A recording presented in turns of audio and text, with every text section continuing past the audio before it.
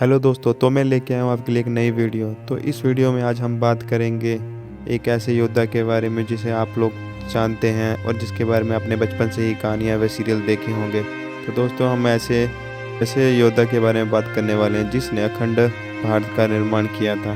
जी हाँ, चंद्रगुप्त मौर्य। तो आज हम बात करेंगे चंद्रगुप्त मौर्य के बारे में। चंद्रगुप्त मौर्य का जीवन कैसा था और उनका इतिहास क्या था, उनके बारे में आज हम डिस्कस करेंगे। मौर्य साम्राज्य के संस्थापक चंद्रगुप्त भारत के बहुत अच्छे शासक माने जाते हैं जिन्होंने बहुत सालों तक शासन किया। चंद्रगुप्त मौर्य एक ऐसे शासक थे जो अपने पूरे भारत को एकीकृत करने में सफल रहे। उन्होंने अपने अकेले के दम पर पूरे भारत पर शासन किया। उनसे पहले पूरे देश में छोटे छोटे शासक हुआ करते थे जो यहाँ वहाँ अलग अलग शासन चलाते थे। देश में एकजुटता नहीं थी। चंद्रगुप्त मौर्य ने अपने शासन कश्मीर से लेकर दक्षिण के डेक्कन तक, पूर्व के असम से पश्चिम के अफगानिस्तान तक फैलाया था। भारत देश के अलावा चंद्रगुप्त मौर्य आसपास के देशों में भी शासन किया करते थे। चंद्रगुप्त मौर्य के बचपन के बारे में कोई ज़्यादा नहीं जानता। कहा जाता है कि वे मगध के वंशज थे। चंद्रगुप्त मौर्य जीवन से ही तेज बुद्धिमान थे। उनमें सफल सच्चे शासक की पूरी गुणवत्ता थी जो चाणक्य ने उन्हें पहचानी और राजनीति व सामाजिक शिक्षा दी थी। चंद्रगुप्त मौर्य के शुरुआती जीवन कैसे था बताते हैं आपको उसके बारे में। चंद्रगुप्त मौर्य के परिवार की भी बहुत सी जानकारी नहीं मिलती। कहा जाता है कि वे राजा नंदा व उनकी पत्नी मूरा के बेटे थे। कुछ लोग कहते हैं कि वे मौर्य शासक के परिवार के थे जो क्षत्रिय थे। कहते हैं चंद्रगुप्त मौर्य के दादा की 2 पत्नियां थीं। एक से उन्हें 9 बेटे थे जिन्हें नवनादास कहते थे। दूसरी पत्नी से उन्हें चंद्रगुप्त मौर्य के पिता थे सिर्फ, जिन्हें नंदा कहते थे।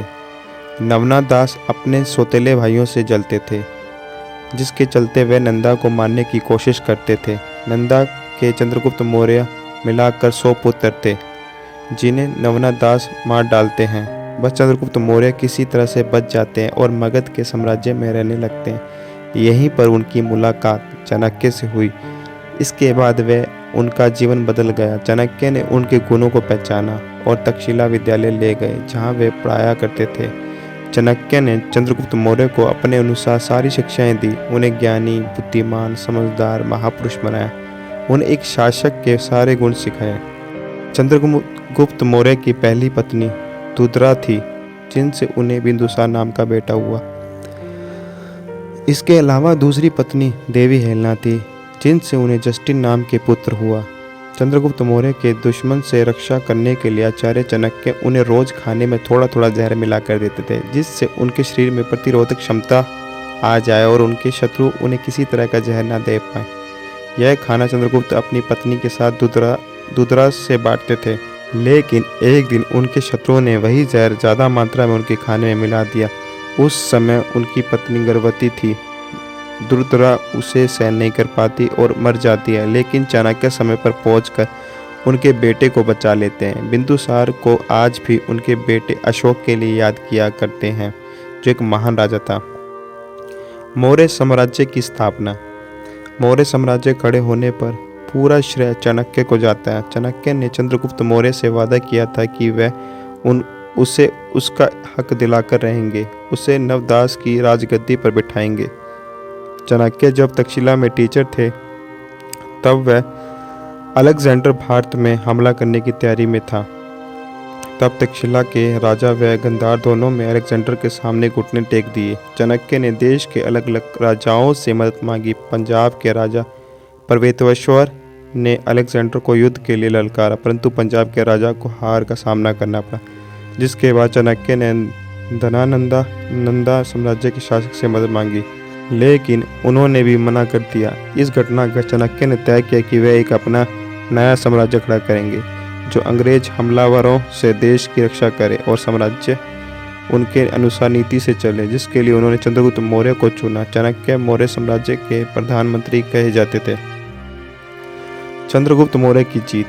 चंद्रगुप्त मौर्य ने अलेक्जेंडर को चाणक्य नीति के अनुसार चलकर ही हराया था। इसके बाद चंद्रगुप्त मौर्य एक ताकतवर शासक के रूप में सामने आ गए थे।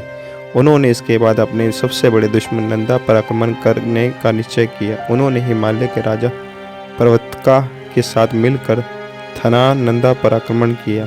321 बीसी में कुसुमपुर में यह लड़ाई हुई जो कई दिनों तक चली। अंत में चंद्रगुप्त मौर्य को विजय प्राप्त हुई और उत्तर का यह सबसे मजबूत मौर्य साम्राज्य बन गया। इसके बाद चंद्रगुप्त मौर्य ने उत्तर से दक्षिण की ओर अपना रुख किया और बंगाल की खाड़ी से अरब सागर तक राज्य फैलाने में लगे रहे।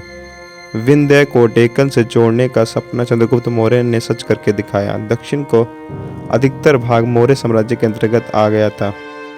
305 बीसीई में चंद्रगुप्त मौर्य ने पूर्व पर्शियों में अपना साम्राज्य फैलाना चाहा। उस समय वहां सेल्यूकिड निकेटर का राज्य था जो सेल्यूकिड एम्पायर का संस्थापक था। अलेक्जेंडर का जनरल भी रह चुका था। पूर्व पर्शिया का बहुत सा भाग चंद्रगुप्त मौर्य जीत चुके थे। वे शांति से इस युद्ध का अंत करना चाहते थे। अंत में उन्होंने वहां के राजा से समझौता कर लिया और चंद्रगुप्त मौर्य के हाथों में सारा साम्राज्य आ गया। इसी के साथ निकेटर ने अपनी बेटी की शादी भी चंद्रगुप्त मौर्य से कर दी। इसके बदले में 500 हाथियों का विशाल सेना भी मिली जिससे वे आगे अपने युद्ध में उपयोग करते थे। चंद्रगुप्त मौर्य ने चारों तरफ मौर्य साम्राज्य खड़ा कर दिया था। बस कलिंगा और तमिल इस साम्राज्य का हिस्सा नहीं थे। इन हिस्सों को बाद में उनके पोते अशोक ने अपने साम्राज्य में जोड़ दिया था। चंद्रगुप्त मौर्य का जैन धर्म की ओर झुकाव व मृत्यु। चंद्रगुप्त मौर्य जब 50 साल के थे तब उनका झुकाव जैन धर्म की तरफ हुआ। उनको गुरु भी जैन धर्म के थे जिनका नाम बर्दबाहु था। 298 बीसीई में अपना साम्राज्य बेटे बिंदुसार को देकर कर्नाटक चले गए जहां उन्होंने 5 हफ्तों तक बिना खाए पिए ध्यान किया जिसे संथार कहते हैं। यह तब तक करते हैं जब तक अपने आप मर न जाओ। यह चंद्रगुप्त मौर्य ने अपने प्राण त्याग दिए। चंद्रगुप्त मौर्य के जाने के बाद उनके बेटे ने साम्राज्य को आगे बढ़ाया जिसके साथ चाणक्य ने दिया। चंद्रगुप्त मौर्य ने चाणक्य ने मिलकर अपनी सूझबूझ से इतना बड़ा एम्पायर खड़ा किया था। वह कई बार हारे भी लेकिन वह अपनी हार से भी कुछ सीख कर आगे बढ़ते थे। चाणक्य कूटनीति के चलते ही चंद्रगुप्त मौर्य ने इतना बड़ा एम्पायर खड़ा कर दिया था जिसे आगे चलकर उनके पोते अशोक ने एक नए मुकाम पर पहुंचा दिया था। चंद्रगुप्त मौर्य जिसे महान शासक युद्ध से आज के नौजवान बहुत सी बातें सीखते हैं। तो दोस्तों ये थी चंद्रगुप्त मौर्य के बारे में इतिहास। तो दोस्तों आपको वीडियो कैसी लगी? अगर वीडियो आपको अच्छी लगी हो तो इसे लाइक करें एंड सब्सक्राइब करें।